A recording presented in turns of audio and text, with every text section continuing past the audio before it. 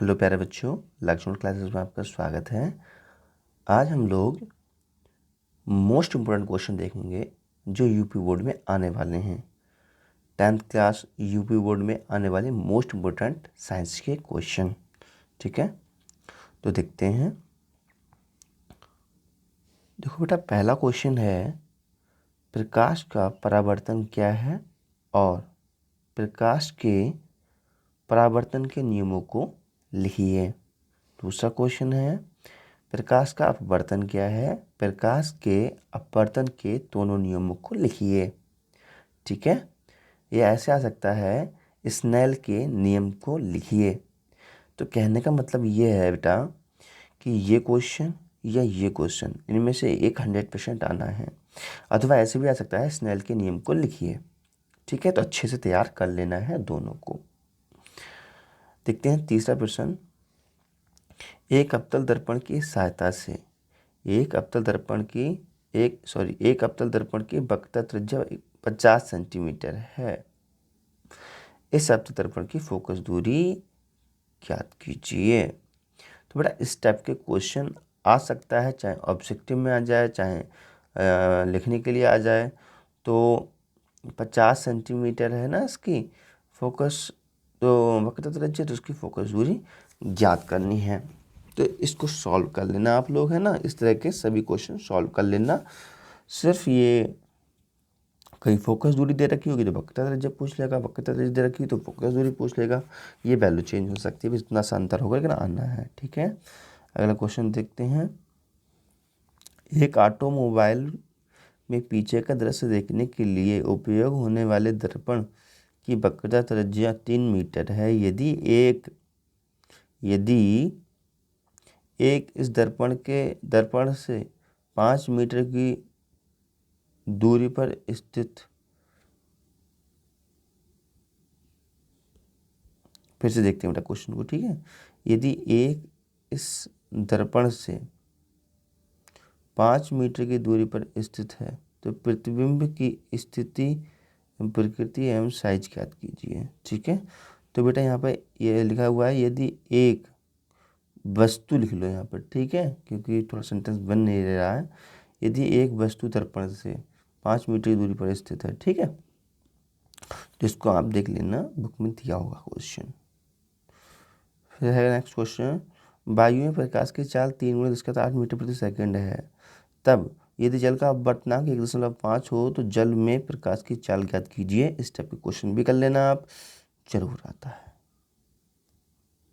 Next, स्वच्छ किरण आरेख द्वारा एक अवतल दर्पण के सम्मुख स्थित वस्तु के प्रतिबिंब निर्माण को प्रदर्शित कीजिए जब वस्तु की स्थिति, पॉइंट फर्स्ट, जब दर्पण के ध्रुव और फोकस के मध्य स्थित हो। मतलब जो वस्तु है वो दर्पण के ध्रुव P और फोकस F के मध्य स्थित हो, तब प्रतिबिंब आरेख बनाना है इसका। दूसरी पोजीशन दी हुई है इसमें बेटा, जब दर्पण के ध्रुव P तथा फोकस F के मध्य वस्तु रखी हो। ठीक है, तो यहाँ पर दोनों कंडीशंस मुझे लग रहा है एक ही हैं, गलत लिख गया है थोड़ा सा, तो मैं आपको दूसरे चेंज कर देता हूँ। अभी मैं लिख देता हूँ, आप लोग नोट कर लेना। दूसरी कंडीशन ये है,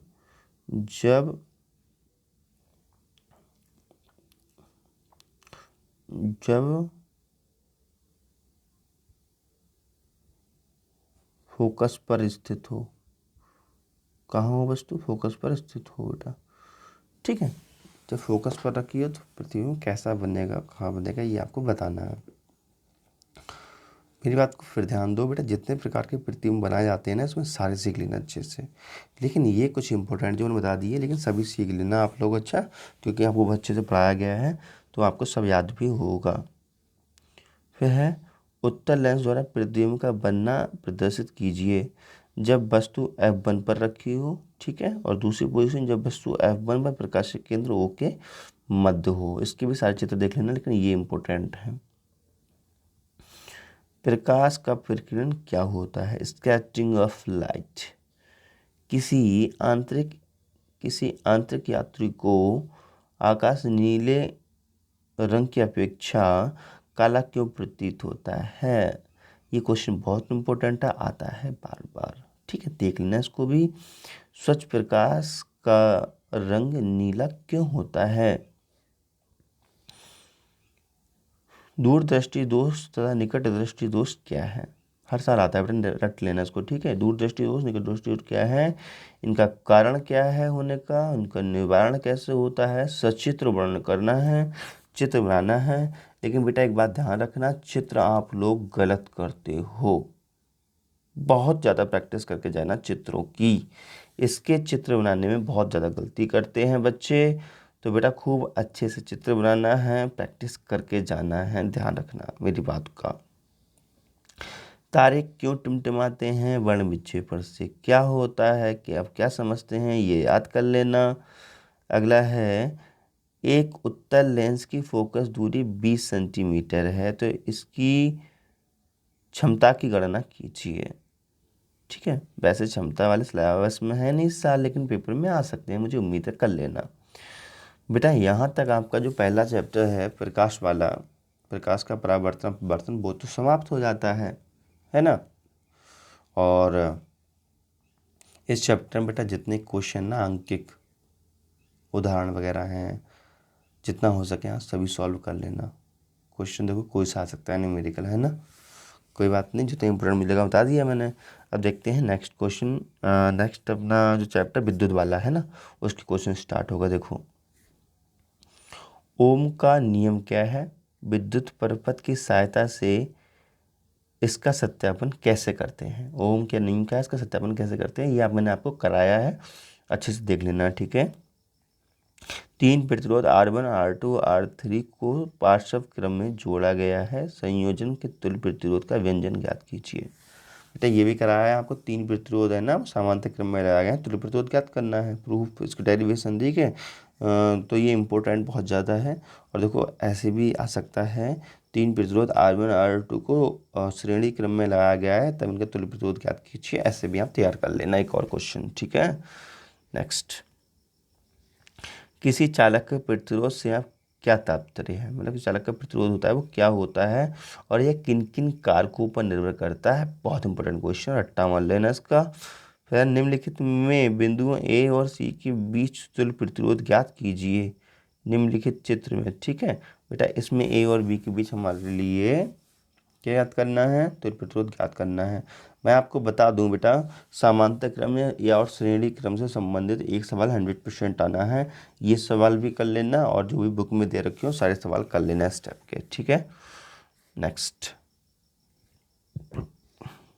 2 ओम, 3 ओम, 6 ओम के प्रतिरोध को किस प्रकार से समायोजित करेंगे कि संयोजन का कुल प्रतिरोध 4 ओम और 1 ओम हो? ठीक है, इस टाइप का सवाल भी आ जाता है, देख लेना। नेक्स्ट क्वेश्चन, 60 वाट 220 वोल्ट और 100 वाट 100 और 220 वोल्ट के दो बल्ब हैं जो श्रेणी क्रम में 220 वोल्टेज के विद्युत मेन से संयोजित किए गए हैं। दोनों बल्बों में प्रवाहित होने वाली विद्युत धाराओं की गणना कीजिए। ठीक है बेटा, तो इस टाइप के अपने चैप्टर में सभी सवाल सॉल्व कर लें। और कुछ क्वेश्चन जो होते हैं ना, यूनिट निकालने वाले, यूनिट निकालिए, किलोवाट प्रति घंटा बताइए, वो वाले क्वेश्चन भी जरूर सॉल्व कर लेना।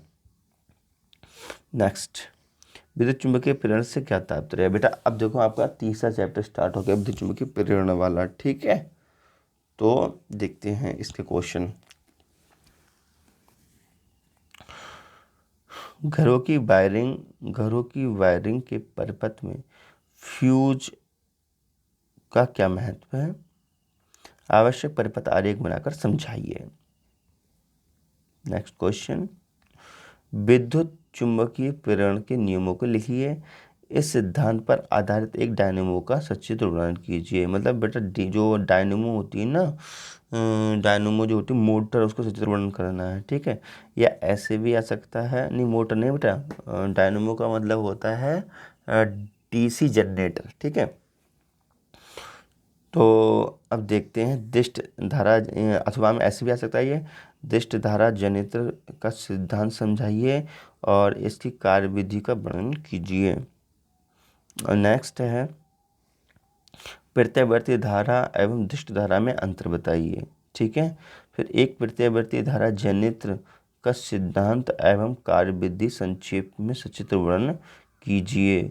ऐसे भी आ सकता है ये क्वेश्चन, विद्युत जनित्र किस सिद्धांत पर कार्य करता है। तो बेटा कौन सिद्धांत पर कार्य करता है ये आपको बताना है।